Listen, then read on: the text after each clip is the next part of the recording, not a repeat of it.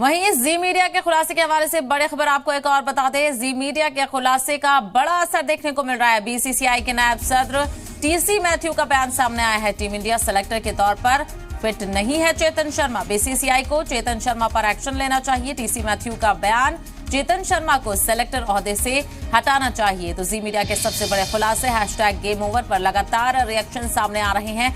ऐसे में आपको बताते चले, बीसीसीआई के नायब सदर टीसी मैथ्यू का बयान सामने आया है। टीम इंडिया सेलेक्टर के तौर पर फिट नहीं है Chetan Sharma. It is so unfortunate that the selection committee chairman Sri Chetan Sharma has revealed some of the secrets of the Indian team selection and his personal meeting with some of the players who have visited his house. It is totally unfounded and it is not welcomed by general public. And BCCI should take the call to remove Chetan Sharma from the chairman of selectors.